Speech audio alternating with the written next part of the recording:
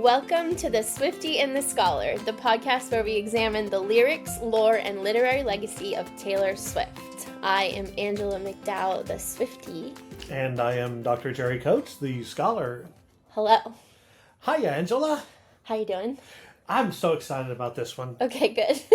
Before we get into that, Yes? I did say on the last episode, we should tell that story.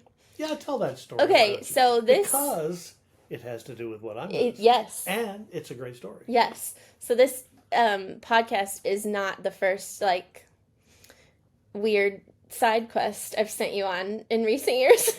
That is true. So I got married about a year and a half, a little over a year ago. And I asked you to officiate our wedding. You did. Yes, you did. What was that like? That was lots and lots of fun. Yes, I was intimidated by it. Yeah, it's scary. It is scary. And then you have to go downtown and register as an officiant. Yeah, so I got married in New York City. That's right. So you had to go to your cool one-day license to be an officiant in New York, and I had all the paperwork I had to fill out and all that kind of thing. Yep. Yes. Well, it was fun, though.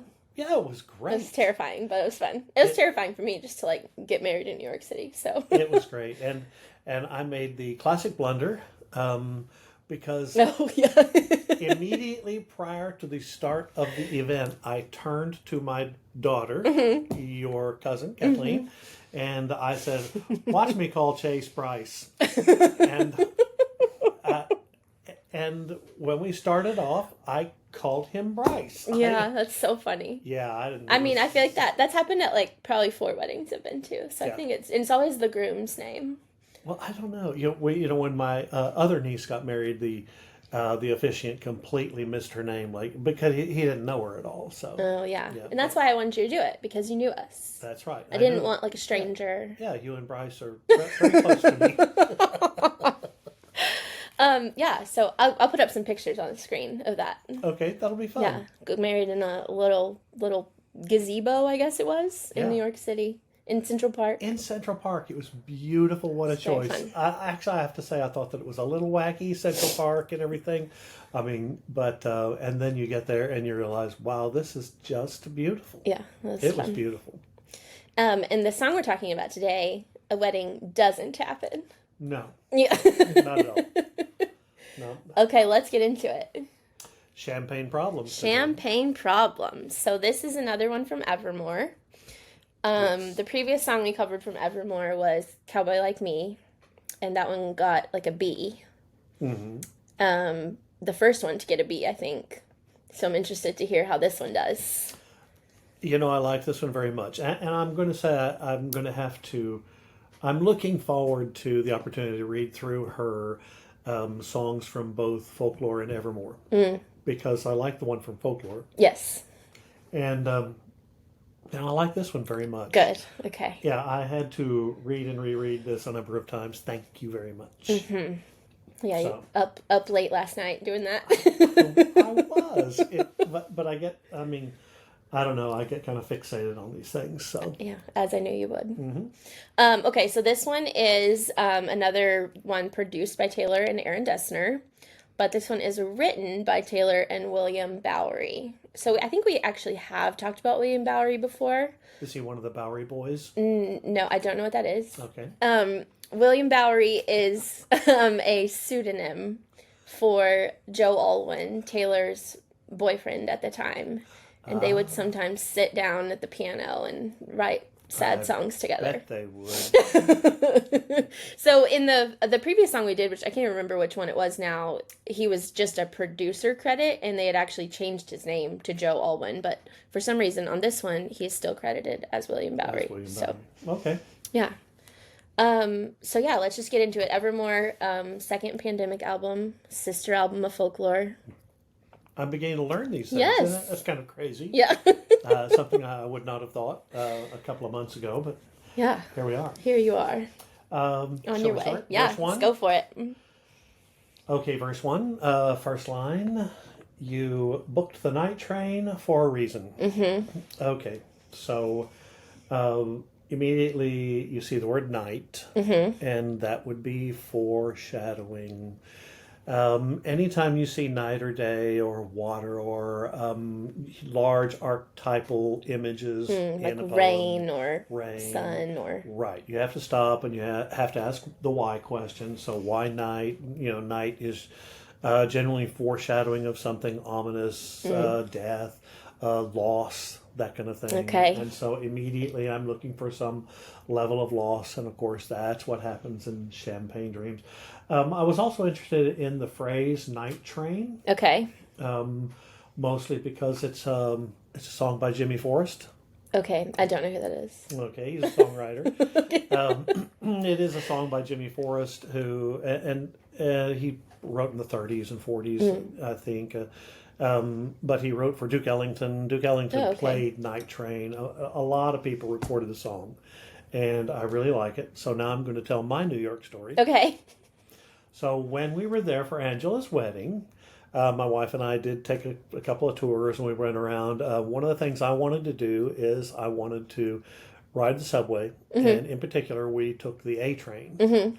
And Duke Ellington's theme song is "Take the A Train." Okay. And so I pulled out my phone, pulled up YouTube, and I played "Take the A Train" while we were getting on the A train. Did that feel magical?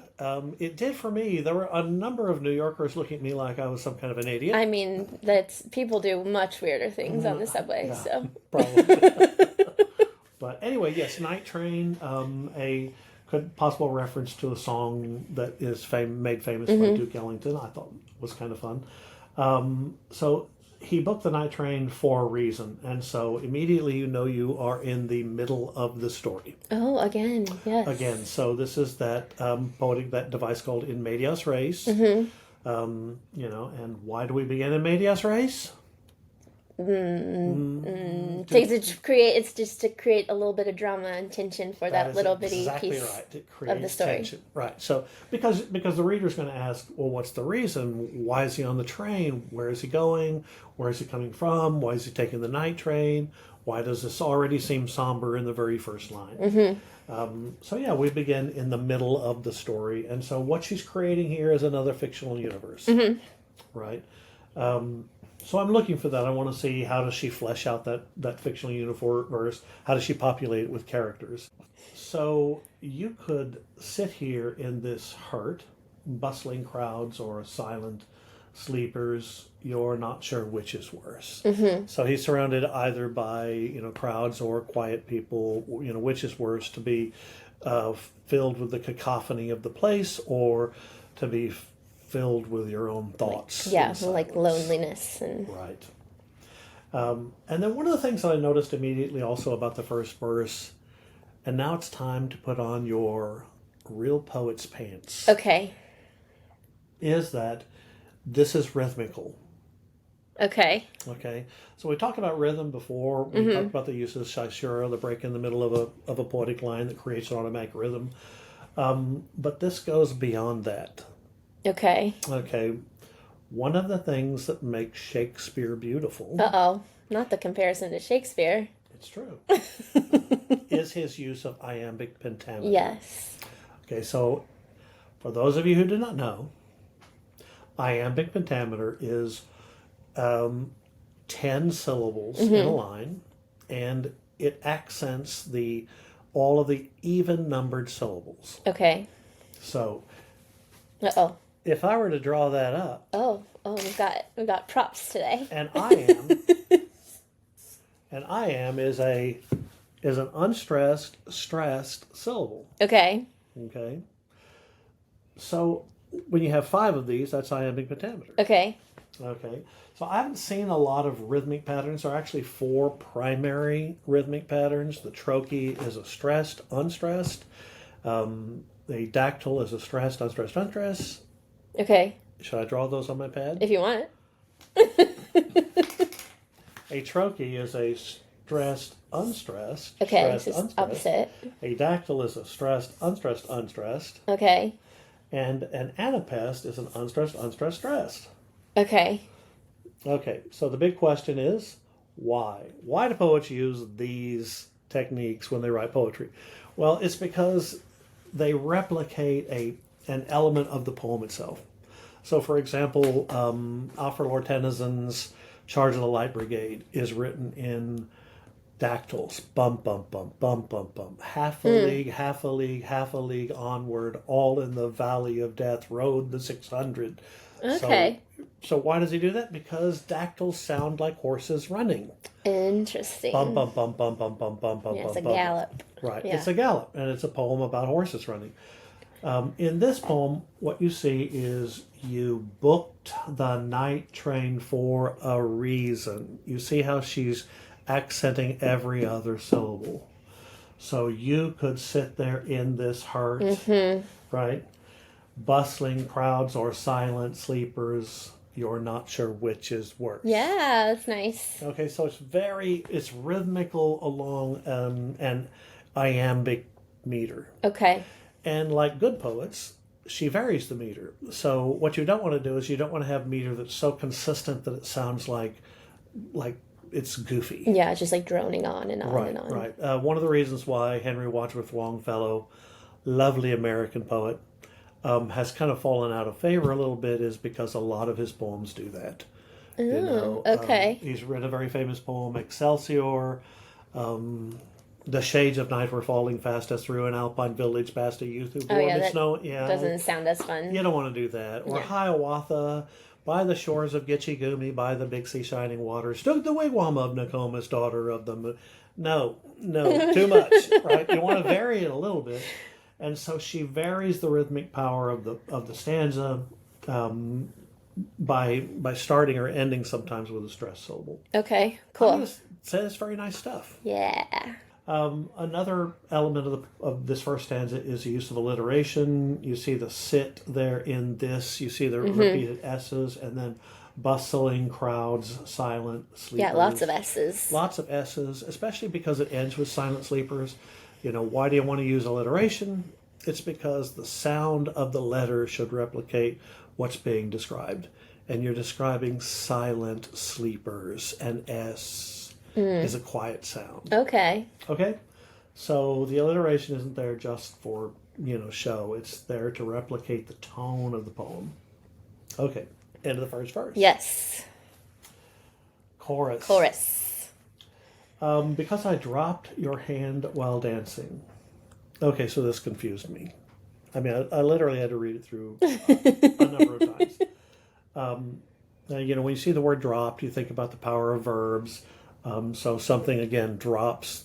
Could be a foreshadowing element. Okay, yeah. Again, nothing good is going to come out of this story. Yeah. Left you out there standing crestfallen on the landing. Left you out there standing crestfallen on the landing. Yeah, it's nice. It's nice, right? So it's rhythmical and it rhymes. Dancing, standing, landing. And then we just go to our problems. And then we have problems. Champagne problems. Angela, what does champagne problems mean to you? I think it's like kind of like first world problems. Like these aren't real problems. They're just problems that a fancy person has. We're like, right. It's almost, I think we've kind of done that a little bit in this podcast where we've talked about like, oh, poor her and all her money, like, right, exactly. That's like, she has a lot of champagne problems. Just can't seem to stick with the right guy. Oh no, have to hug her gold. Yes, yeah, exactly. That's a champagne problem, right? What's it to you? It's the same? It's a kind of idiom, and it's used elsewhere. So, champagne problem is that problem which shouldn't be a problem except to the very rich or favored. Yeah. So what confused me about it is he's on the night train, but then you go to the chorus and she's dropping his hand while they're dancing. And so what you see is that the narrative is divided into sections, and the first part of the narrative doesn't come first. Yeah. Right. So it's a Quentin Tarantino movie. Okay. Yeah. Right. Yeah, she's telling the story out of order. That's right. Yeah. Okay. So that's really fun. I mean, I love that.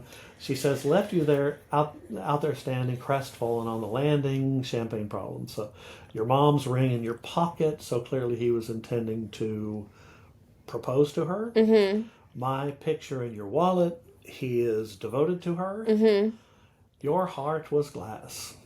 Okay. What song is that? Blondie. That is correct. Blondie's name is? Oh my gosh. Hold on. I don't know why it isn't coming to me. You've mentioned her before, even. I do. I love... But why isn't her name? I know her name. Deborah Harry. Deborah Harry. Love Deborah Sorry Harry. for being such a... No, that's okay. Heart of Glass. Such a disappointment, yes. Deborah Harry, Chris Stein song from the late 80s. And I think 89, but I'm not sure. But that's a popular number in Taylor's world. Oh, is it? She has a whole album called 1989. Parallel Lines album. Love that music. Do you know the song? Yeah, I used to play it a lot on Guitar Hero. Exactly right. I had a love, and it was a gas. Soon turned out, had a heart of glass. So it's a song about lost love. Mm-hmm. And I really did wonder when she uses the phrase heart of glass. I mean, obviously, heart of glass means that he's fragile. He's fragile. But I wondered, are you referencing the Deborah Harry song? Probably. I don't know. She's good at old music like that. Yeah. Sorry, I didn't mean to say old. The rest of today's episode will be carried out entirely by... I apologize. No, that's okay. It's an old song. And then she says, I dropped it. Yes, which that is such a fun I broke your heart, a way to say I broke your heart. Isn't it great? Yeah. Yeah, I loved the way that I don't know that the rhythmic element of the line leads up to that. I dropped it, and there's a comma, so you get a caesura, so you get a little pause, and then, yeah, your heart was glass. Oops, I dropped it. Verse 2. Yes. Okay. You told your family for a reason, and I was curious about that. What's the reason? Yeah, I don't know. This verse confuses me. Is it like you told your family you were going to propose to me tonight? Like you the next line she says you couldn't keep it in. Like for the reason was that you're so into this, you're so obsessed, like you're so excited about it, you can't not tell your parents. Right. It's not you can't keep it a secret. Yeah, it's the same reason why he carries her picture in his wallet. And, yeah. I mean, I think it did confuse me, and because again we're in our Quentin Tarantino moment where we're shifting times again. You know, so there's that time window where he's on the train. There's the time window where he proposed, and now we're in a different time window where he had previously talked with his family. Before all of that. Yeah. Right. So this is time window 3.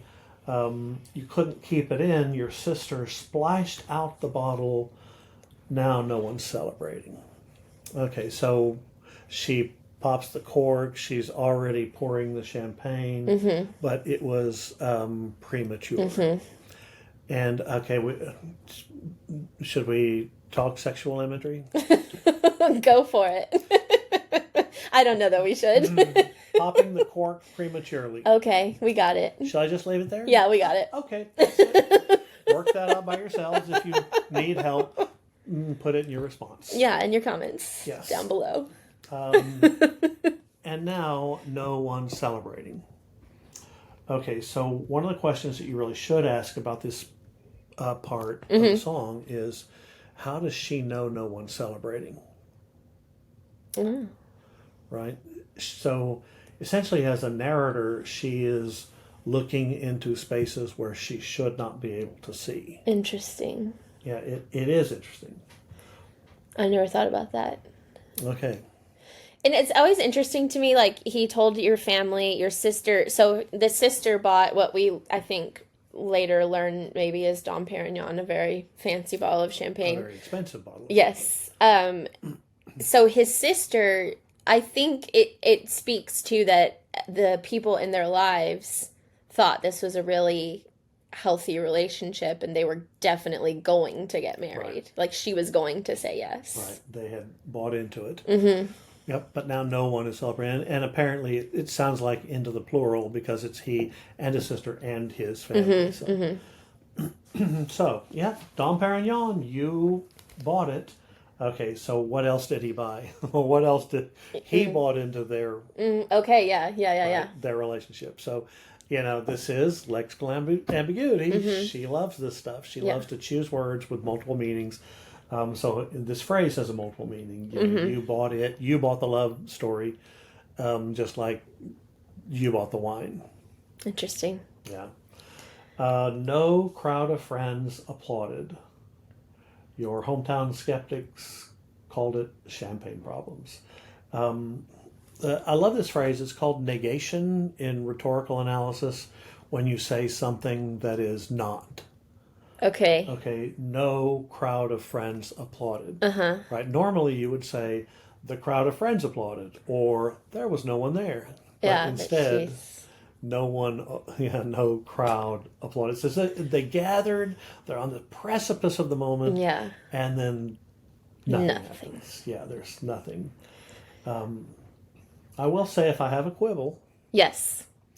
Speechless and reaches. Yeah, it's a tough rime.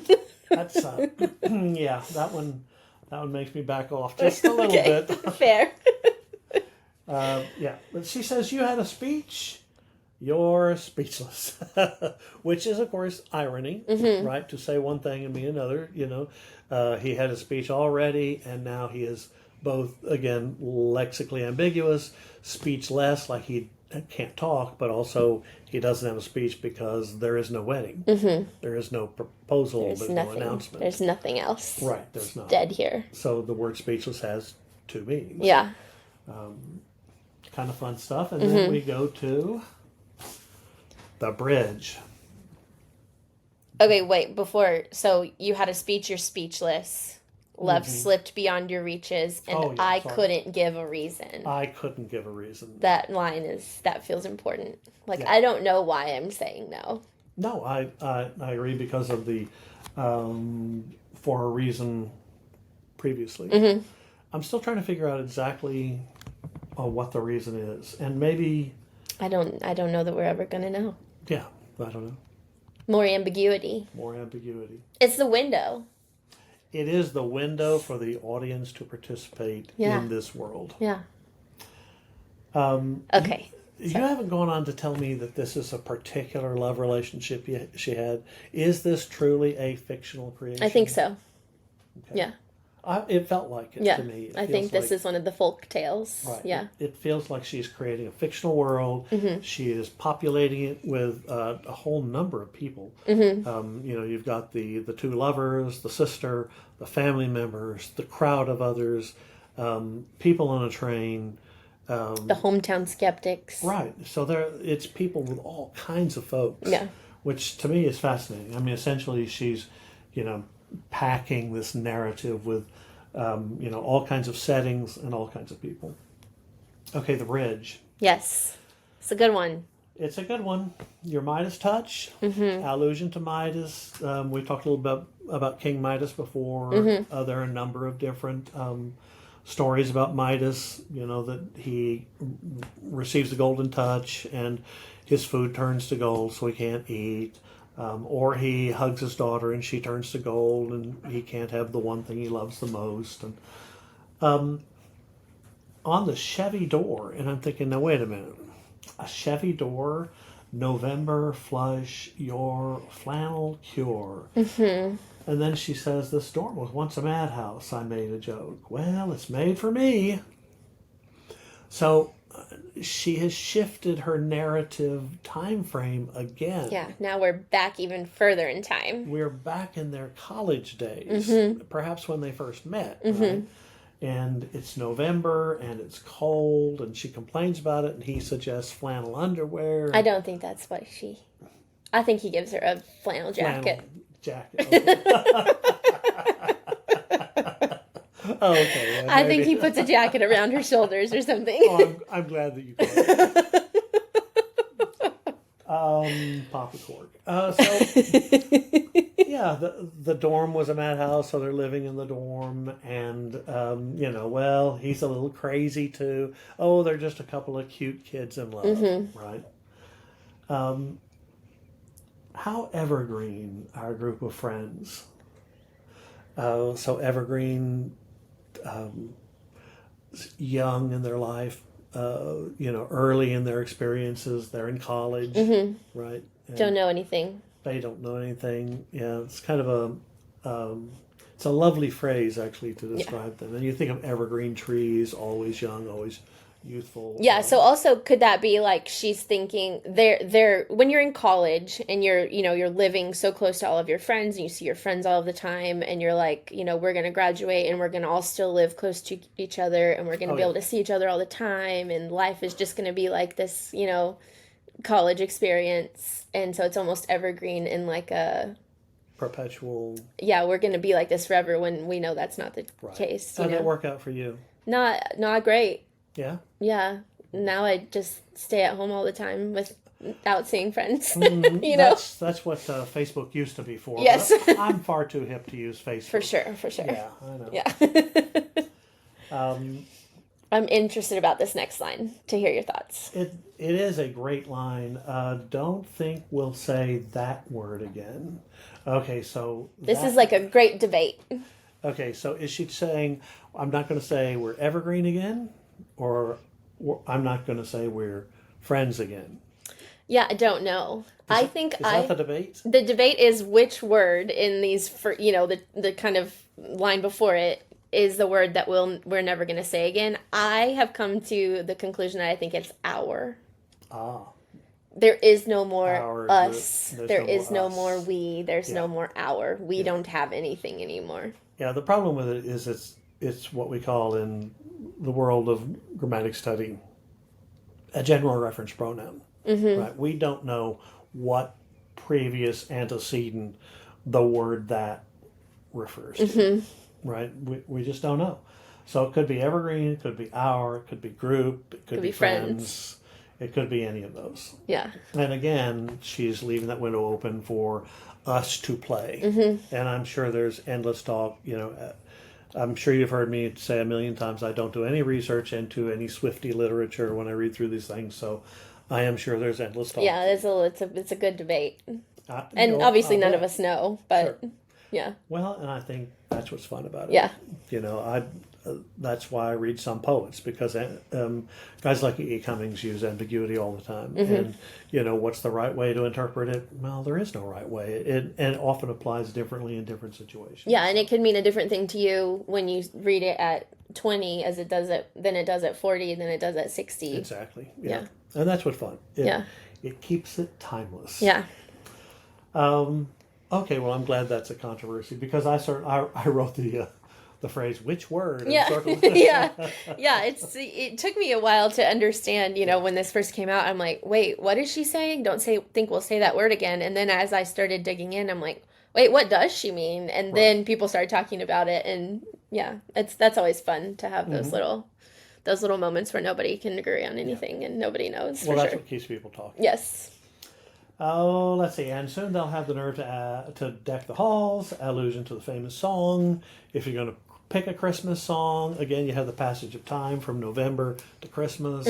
So she's playing with chronology. That we once walked through. 1 for the money, 2 for the show. Oh, she loves those cliched phrases. I never was ready, so I watch you go. Yeah. So she never uses a cliche without turning it around in some way. She's using irony as well, right? The end product of the phrase 1 for the money, 2 for the show, 3 to get ready, and 4 to go should mean she does go, but here I never was ready, so I watch you go. Right. Yeah. Right. And I wonder why, but we can talk about that. Okay. Sometimes you just don't know the answer. Till someone's on their knees and asks you. Okay, I have thoughts on this line too. Tell me. So, it's not knee, it's knees. Someone's on their knees and asks you. But when you propose to someone, you're on one knee. When you're begging for something, you're on two knees. Right. And so, is he begging her? Yeah, I guess. Yeah. Yeah, it's... And you never know the answer till someone's just begging you. Mm-hmm. Right. And then all of a sudden, it's like, no, I can't do this. Right. Yeah, that's... Again, she's on that precipice, and she just backs off. Yeah. Like, I don't think so. So she didn't even know if a proposal came that she was going to say no until it happened. Until it happens, yeah. And then he begs, and now he's on the night train. Yeah. Right. She would have made such a lovely bride, and this is in quotes. What a shame she's... What? Fucked in the head. They said. Mm-hmm. So now you have, again... This crowd of observers, people around who populate this narrative world. Mm-hmm. The family, the friends. The family, the friends. So this ties back into up top of the bridge where the storm was once a madhouse. I made a joke. Well, it's made for me. Right. So she's saying, I'm crazy. I have a mad mind. And now the other people are saying. She really is. Yeah. Yeah, she really is crazy. Yeah.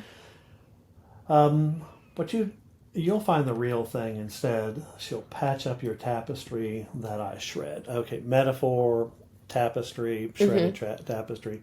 By now she's famous for metaphors, and I'm ready to start making a list. Okay. Yeah. Because it does seem worthy of study. The other thing that really struck me was the use of the phrase, you'll find the real thing. Mm-hmm. Remember in the Blondie song? Had a heart of glass, seemed like the real thing. Okay.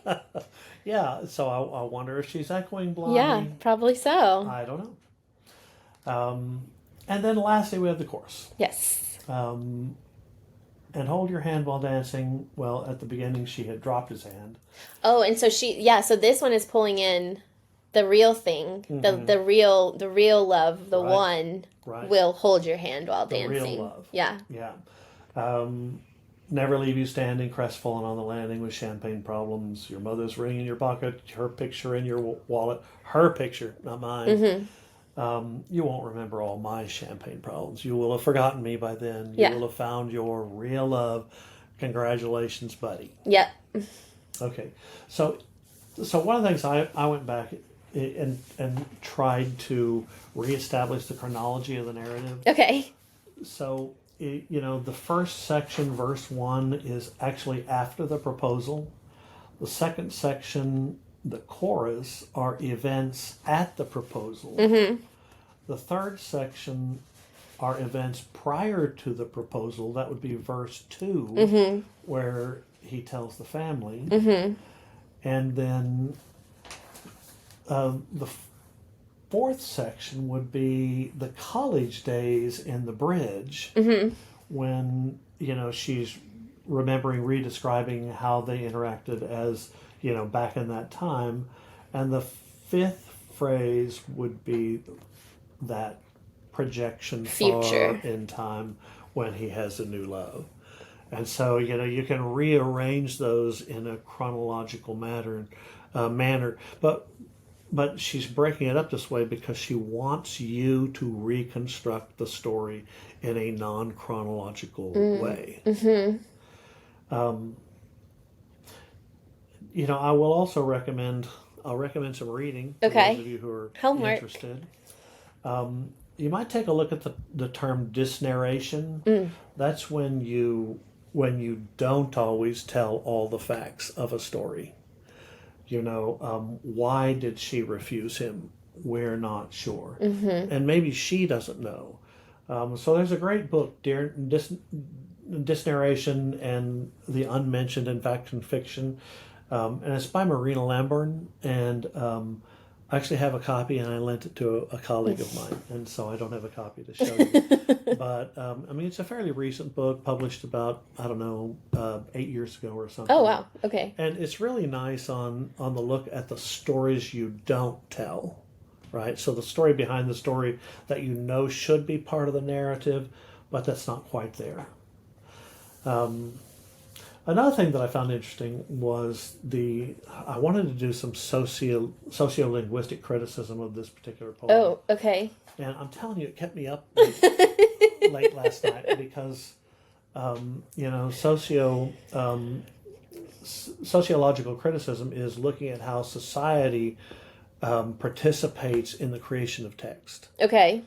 And clearly there are social pressures that are at work here. Okay, yeah.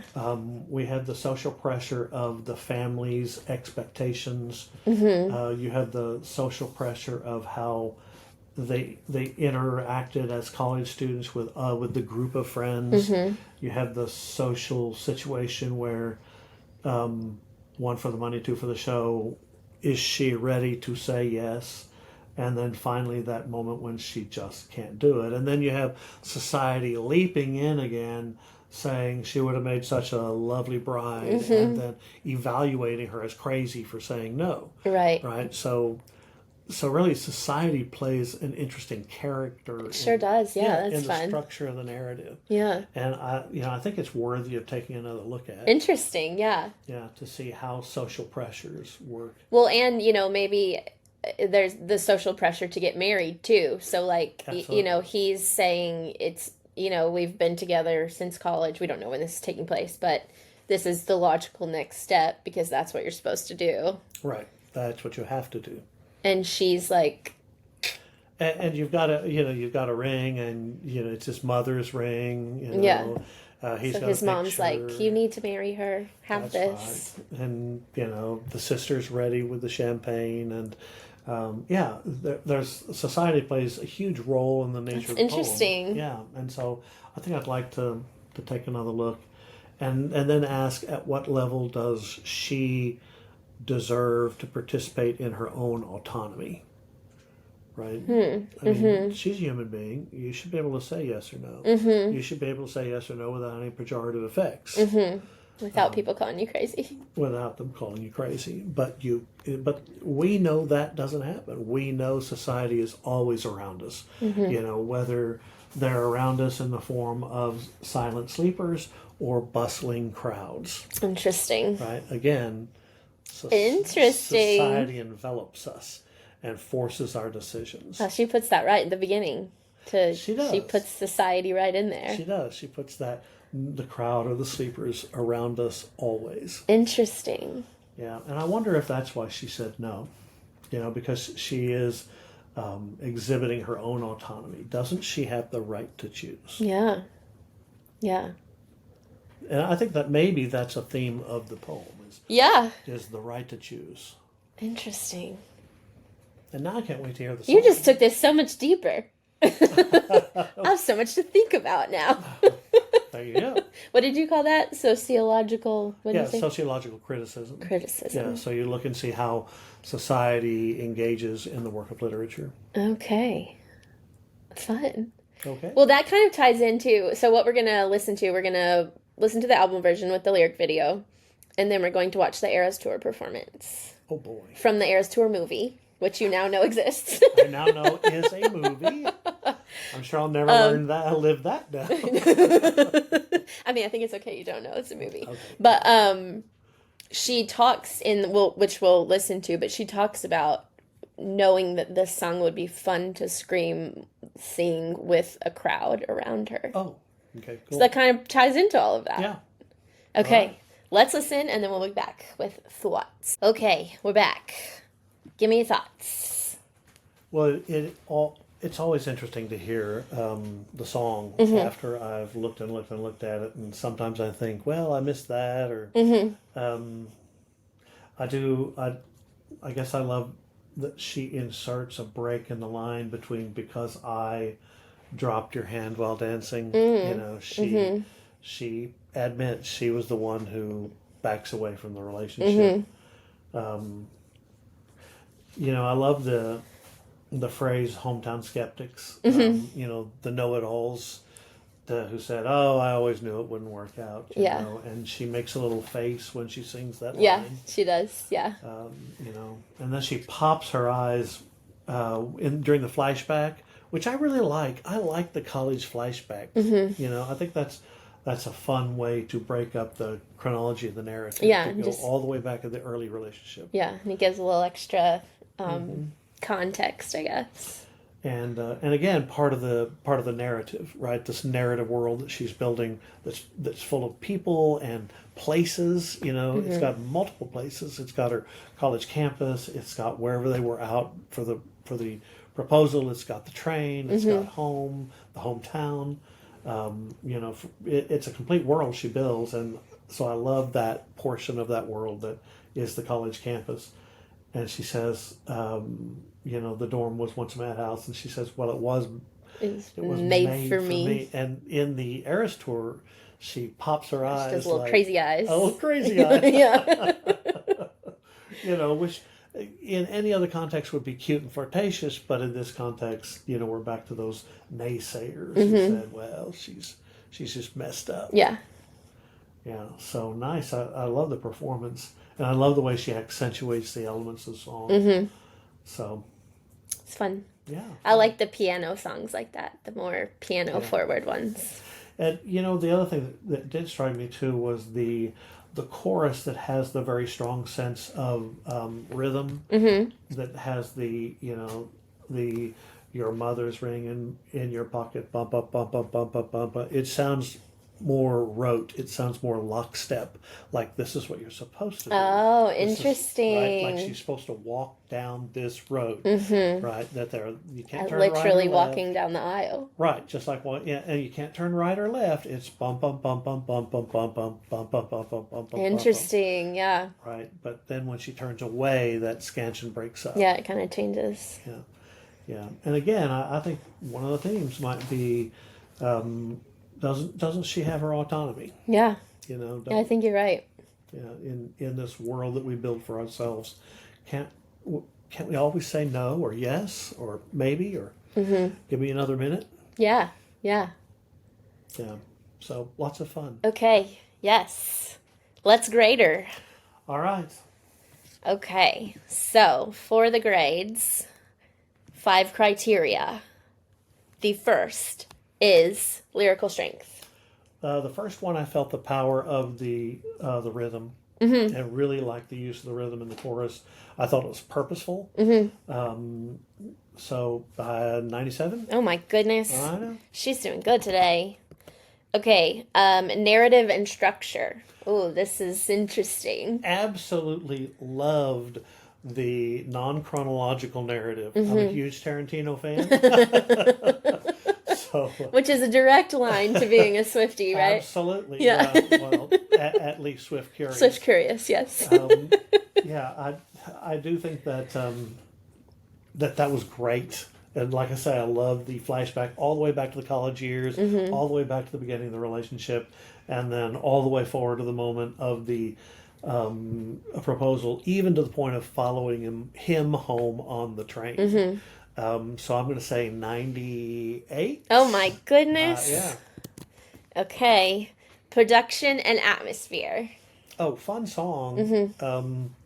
Gosh, I thought, again, the rhythmic elements worked well with the lockstep elements when she sings them. Love the way she pops her eyes in the Eras tour bit. 96. Oh my goodness. I know it's going to be our highest ever. Okay, lore and literary references. I do wonder if she is referencing Heart of Glass by Deborah Harry. And it does feel kind of difficult to say your heart was glass and not be referencing. Well, yeah, and then to follow that up with the real thing. You know, love was a real thing. Thought it was a real thing. And so yeah, I like that. I wonder if she knows Duke Ellington and Night Train. But the echoes of it were fun for me to think about. So 95. Oh my goodness. Yeah. And gonna be an A. Emotional impact. Okay, so did it impact me emotionally? Me personally, not really a whole lot. Yeah, I mean, this isn't like a situation that many of us have been in. Right. I mean, I'm sure plenty of people have, but not in this room, I guess. But yeah. You know, I will say it reminded me of other. There are a lot of writers who will construct, fictional towns, like Winesburg, Ohio, Sherwood Anderson, or Edgar Lee Masters wrote a whole series of tombstone sayings. But I guess in that train, I really liked it. I loved that element of it, creating the whole world. the world of it. Yeah. But so did it affect me emotionally? It was fine. 92. Okay. Yeah. That gives us a 96. Wow. It's pretty good. I'm just handing out A's. Yeah, you really are. Yeah. Such a generous grader. Someone called me a hard grader. What up? Yeah. Come on. Yeah, somebody did in the comments. They're like, he's tough. I know. Well, come on, figure it out. She's a $1 billion recording artist who has really talented people around them, and they work really hard on these songs. They're going to be good. Yeah. So I guess just how good is the question. Yeah. Okay. Super fun. I liked this one. I did too. Yeah. It's fun. Yeah. Okay, I'll make sure and try to send you the next ones, at a gas station, when you're at a gas station again. So I can pull off and read it immediately. Thank you. Yeah. Okay, that is all for us today. So make sure you're following on YouTube, subscribed on YouTube, Apple Podcasts, Spotify. Please keep the comments coming. I'm loving reading them. You can follow us to make sure you know when the next episodes are coming out on TikTok and Instagram at Swiftie and ScholarPod. I'm at Angela Wyatt on Instagram, and Uncle Jerry is right here in this house. I am here in the study. Okay. And we will see you next week. Thank you. Bye. Bye.